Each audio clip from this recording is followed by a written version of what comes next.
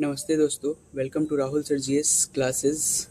आज हम लोग बायोलॉजी का नेक्स्ट टॉपिक जैव विकास पढ़ेंगे। तो आइए शुरू करते हैं। तो क्वेश्चन नंबर फर्स्ट है, दिए गए युग्मों के सही काल क्रमबद्ध को चुनें। जो पुराना है, जो सबसे पुराना है वो पहले आएगा। तो आंसर होगा ऑप्शन नंबर बी, सबसे पुराना ईओसीन, उसके बाद मायोसीन, प्लायोसीन, प्लास्टोसीन, उसके बाद आएगा होलोसीन। तो आइए देखते हैं इसका एक्सप्लेनेशन। जीवाश्मों के आधार पर भूवैज्ञानिक काल को उप इकाइयों में वर्गीकृत किया गया है। पुनः उन्हें बड़ी इकाइयों में वर्गीकृत किया गया है। इसके अनुसार एक भूवैज्ञानिक कालमान तैयार किया गया है, जिसमें सबसे छोटी काल इकाई एक काल होता है। ऐसे अनेक काल के साथ मिलकर एक युग बनाते हैं, जबकि अनेक युग मिलकर एक कल्प का निर्माण करते हैं। इसी तरह अनेक कल्प मिलकर एक महाकल्प बनाते हैं। अनेक महाकल्पों से मिलकर महायुग बनता है और यह सबसे बड़ी काल इकाई होती है।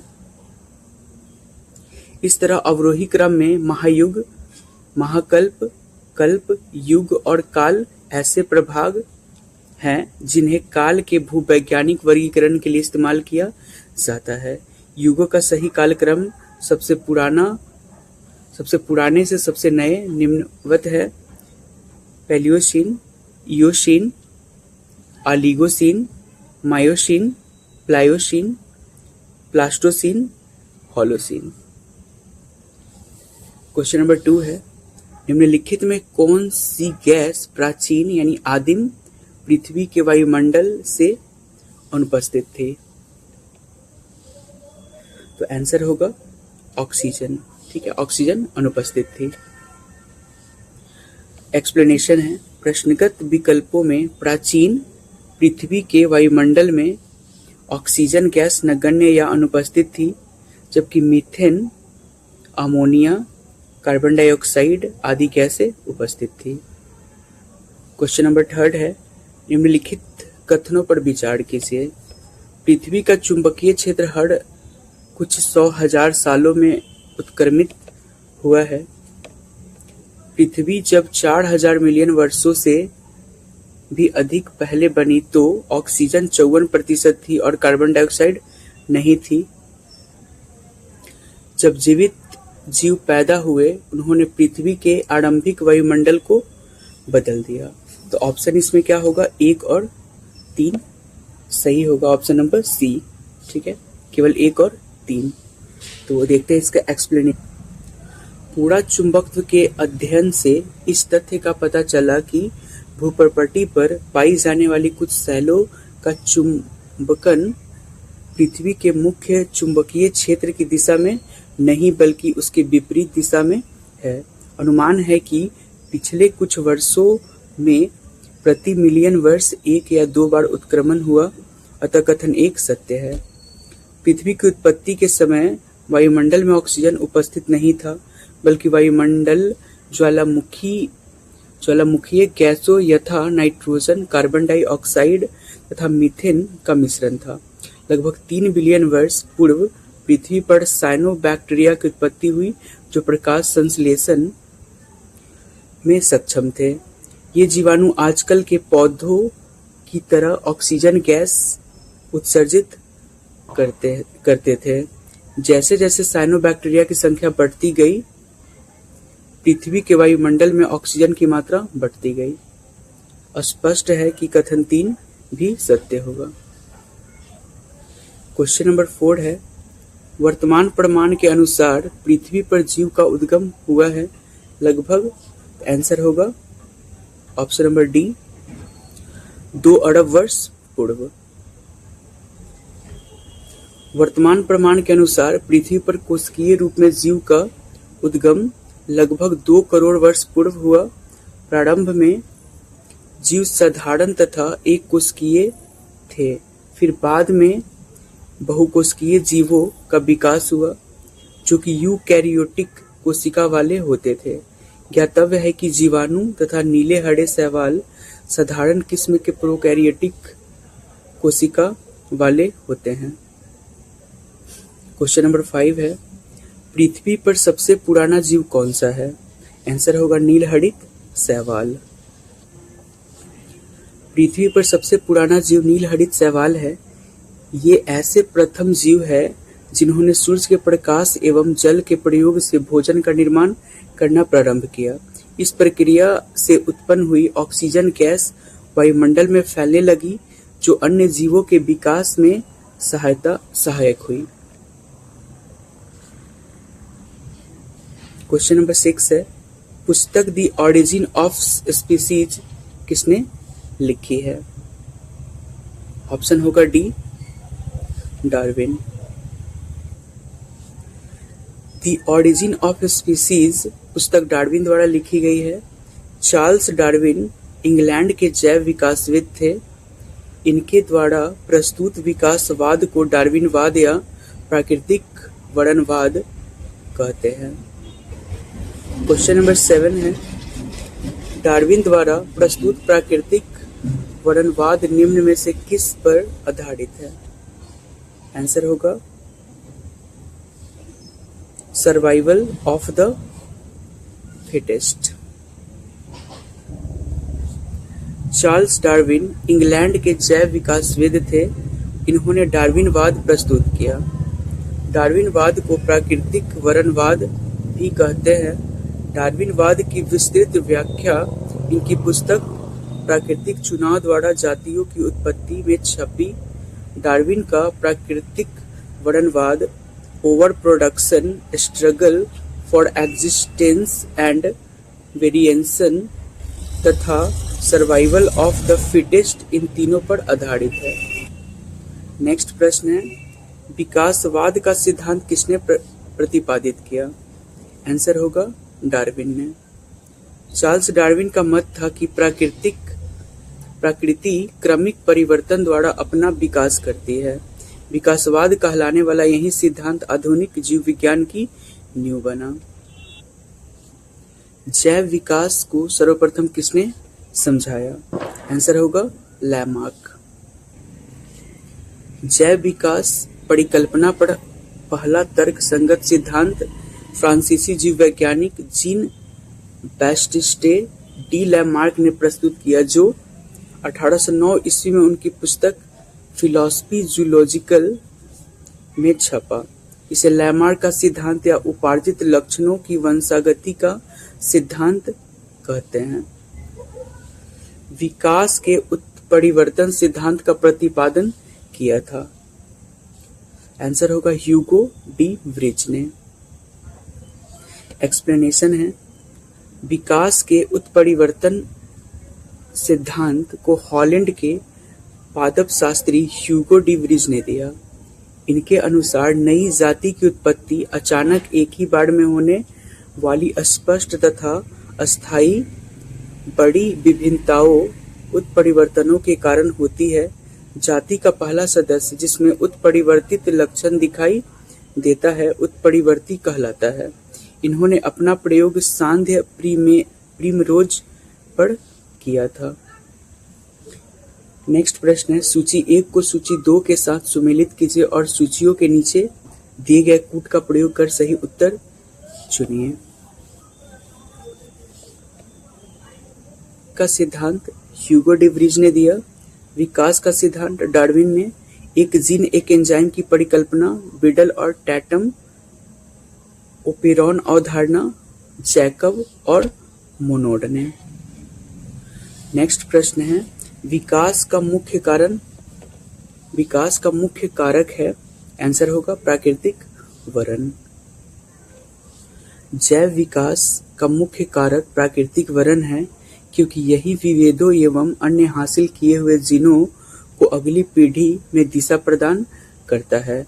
प्राकृतिक वरण या चयन एक ऐसी प्रक्रिया है जिसके कारण जीवों की आबादियों में जीन रूपों तथा एलीली जीनों दोनों की ही आवृत्तियों में महत्वपूर्ण परिवर्तन होते रहते हैं। नेक्स्ट प्रश्न है, जैव विकास के संदर्भ में सांपों में अंगों का लोप होने की स्पष्ट किया जाता है। आंसर होगा अंगों का उपयोग तथा अनुपयोग किए जाने से। एक्सप्लेनेशन है इसका। फ्रांसीसी जैव वैज्ञानिक लैमार्क के अनुसार परिवर्तन शरीर के उपयोग तथा अनुपयोग के कारण होते हैं। बदलते वातावरण में जीवधारी नई आवश्यकताओं की पूर्ति हेतु अपने कुछ अंगों का अधिक प्रयोग करते हैं, जबकि कुछ अंगों का कम, जिसके कारण अधिक प्रयोग किए जाने वाले अंग सुदृढ़ एवं सुविकसित हो जाते हैं तथा ये अंग जिनका प्रयोग कम होता है वे निष्क्रिय तथा धीरे धीरे करके लुप्त हो जाते हैं। इसका उदाहरण हमारे शरीर के अवशेषी अंग है। लैमार्क ने अंगों के अनुपयोग के उदाहरण के रूप में सर्पों में टांगों के अभाव को बताया। जीवों में अत्यधिक विविधता का कारण है। आंसर होगा सी, उत्परिवर्तन। वैज्ञानिकों का वह समूह जिसने प्राकृतिकवाद के सिद्धांत को आधुनिक रूप दिया उसे नव डार्विनवादी कहते हैं। आधुनिक नव डार्विनवादियों के अनुसार जीनों में साधारण परिवर्तन के उपरांत नए जीव बनते हैं, जिससे उनमें विभिन्नताएं बढ़ जाती है। इन परिवर्तनों को उत्परिवर्तन कहते हैं। ये परिवर्तन स्पष्टतः वंशागत होते हैं तथा पीढ़ियों में वरण द्वारा नई जातियों की उत्पत्ति होती है। निम्नलिखित में कौन सा एक सजीव जीवों में एक नई जाति की उत्पत्ति के लिए सर्वाधिक महत्वपूर्ण घटक है? आंसर होगा उत्परिवर्तन। कोशिका जीनोम के डीएनए अनुक्रम में परिवर्तन को उत्परिवर्तन कहते हैं। उत्परिवर्तन प्रक्रिया में आनुवंशिक पुनर्संयोजन के माध्यम से बड़ी संख्या में डीएनए की प्रतिलिपियां तैयार हो जाती है। नई जीनों के विकास में यह प्रतिलिपियां एक प्रमुख भूमिका निभाती है। नेक्स्ट प्रश्न है, आधुनिक मनुष्य के हाल का पूर्वज है? आंसर होगा क्रो-मैग्नॉन मानुस। एक्सप्लेनेशन है इसका। क्रो-मैग्नॉन मनुष्य को आधुनिक वैज्ञानिक वर्तमान मानव होमो सैपियंस का अंतिम सीधा पूर्वज तथा आधुनिक मानव की एक उपजाति होमो सैपियंस फॉसिल्स मानते हैं। क्रो-मैग्नॉन का शरीर गढ़ा हुआ और लगभग 180 सेंटीमीटर लंबा तथा इसकी कपाल गुहा 1600 क्यूबिक सेंटीमीटर थी। शब्द डेनिसोवन कभी-कभी समाचार माध्यमों में किस संदर्भ में आता है? आंसर होगा एक आदि मानव जाति स्पीसीज। डेनिसोवन एक आदि मानव प्रजाति थी जो यूरेशिया के जंगलों में लगभग 1.5 से 2 लाख वर्ष पूर्व निवास करती थी। पहली बार वर्ष 2010 में साइबेरिया की गुफाओं से प्राप्त अस्थि अवशेषों से इसकी पहचान हुई थी तथा फिर चीन के तिब्बत की एक गुहा से प्राप्त एक जीवाश्म जबड़े के विश्लेषण से इनके पूर्वी एशिया तक विस्तारित होने की पुष्टि की घोषणा 1 मई 2019 को प्रतिष्ठित वैज्ञानिक मैगजीन नेचर में प्रकाशित एक शोध पत्र में की गई है। तिब्बत में प्राप्त डेनिसोवन का यह जबड़ा उत्तर मध्य प्लाइस्टोसीन काल लगभग 1.6 लाख वर्ष पूर्व का है। डेनिसोवन के अवशेषों के डीएनए विश्लेषण के आधार पर इन्हें होमो सैपियंस और निएंडरथल से पृथक तीसरे प्रकार की समकालीन मानव प्रजाति माना जा रहा है। नेक्स्ट प्रश्न है, आर्कियोस्टेरिक्स है? तो आंसर होगा जुरासिक युग का सर्व पुरातन पक्षी। आर्कियोस्टेरिक्स जुरासिक युग का एक सर्व पुरातन पक्षी था जिसके जीवाश्म लगभग 15 करोड़ वर्ष पुरानी जुरासिक चट्टानों से मिले हैं। यह सरीसृपों तथा पक्षियों के बीच का संयोजन जंतु था जिसमें सरीसृपों की भांति लंबी पूंछ, चोंच के दांत तथा अग्रपादों की अंगुलियों पर पंजे थे। फिर भी यह पक्षी था, क्योंकि इसके अग्रपाद उड़ने के लिए पंखों में रूपांतरित हो चुके थे। यह जंतु जैव विकास को सिद्ध करता है। आर्कियोप्टेरिक्स किन वर्गों के प्राणियों के बीच की योजक कड़ी है? आंसर होगा सरीसृप व पक्षी। मैमथ पूर्वज है, आंसर होगा हाथी का। मैमथ प्रजाति वर्तमान समय में विलुप्त है, यह हाथी का पूर्वज माना जाता है। डायनासोर थे, आंसर होगा मेसोजोइक सरीसृप। डायनासोर विशालकाय सरीसृप थे, जो कि मध्यजीवी या मेसोजोइक महाकाय में थे। मध्यजीवी महाकल्प को तीन कल्पों ट्रायसिक कल्प 3.8 करोड़ वर्ष का, जुरासिक कल्प 5.7 करोड़ वर्ष का तथा क्रीटेशियस कल्प 7 करोड़ वर्ष का में बांटा गया है। क्रीटेशियस में डायनासोर पुष्पीय पादपों स्तनियों का विकास होता रहा, किंतु अंतिम चरण में उत्तरी महाद्वीपों से जुड़ने, गोंडवाना महाद्वीप के पृथक होने तथा पृथ्वी पर उल्कापिंडों के गिरने से डायनासोरों सहित लगभग 76% जातियों की व्यापक विलुप्ति हुई। डायनासोर रहे, आंसर होगा मेसोजोइक युग में। जीवों के विकास यानी इवोल्यूशन के संदर्भ में निम्नलिखित में से कौन सा अनुक्रम सही है? तो आंसर होगा ऑप्शन सी, सैलामेंडर, अजगर, उसके बाद कंगारू। दिए गए विकल्पों में सैलामेंडर का विकास काल सबसे पहले लगभग 360 मिलियन वर्ष पूर्व तथा कंगारू का सबसे बाद में लगभग 145 मिलियन वर्ष पूर्व का है। तो हमने जैव विकास वाला टॉपिक को कंप्लीट कर लिया है। नेक्स्ट टॉपिक जो कि वर्गीकी है, वो नेक्स्ट वीडियो में हम लोग पढ़ेंगे। तो नेक्स्ट वीडियो देखने के लिए आप चैनल को सब्सक्राइब कर सकते हैं, जो आपके लिए काफ़ी हेल्पफुल रहेगा। धन्यवाद।